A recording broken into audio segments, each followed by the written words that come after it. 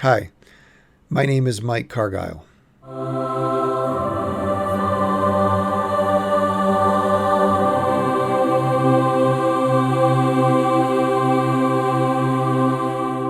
I know this video is overdue, but many of you know of our circumstances, and we appreciate your thoughts and prayers and condolences. However, everyone must participate in this special recall election if you want any chance at saving our state. There's a good, a better, and a best way of voting to safeguard the integrity of your choices, and you need to know the difference. The goal is to minimize the number of hands and machines that come in contact with your ballot before it's actually counted. Remember this, it's your ballot, but when you surrender it to someone else, you no longer have custody of your ballot, and what becomes of it from that point on, it's out of your control. So the goal is to control it from start to finish as much as it depends on you.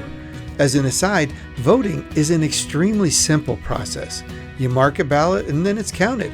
So any complexity added to this simple process is intended to manipulate the outcome. The least desirable method of voting is by mail.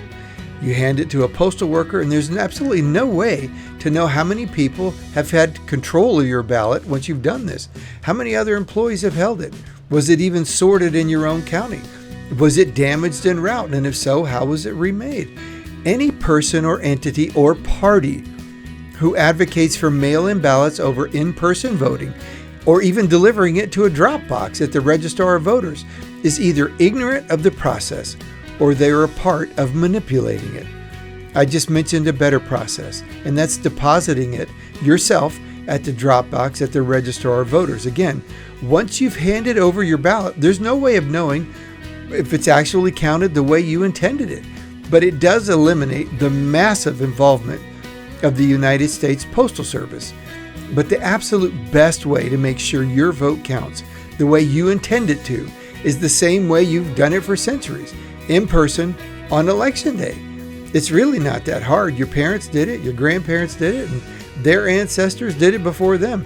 But with this massive mail-in ballot fiasco, there is a safe way to eliminate outside interference with you and your vote.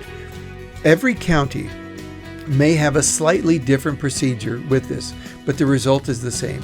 You take your mail-in ballot to the polling location along with a black ballpoint pen. You tell them you are surrendering your mail-in ballot and you would like an on-demand paper ballot.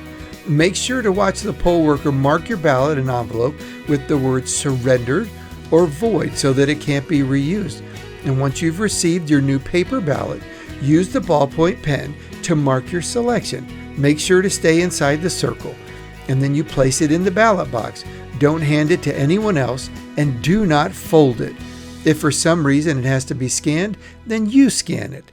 This is the best way to vote at this time, and anyone telling you different is either ignorant or has an agenda. And whatever you do, do not send any of those people any money. If you've already done this, you should contact them and demand it back. There are groups out there pretending to be nonprofits, but they haven't been given that status by the IRS, and they have no real interest in the integrity of this special recall election.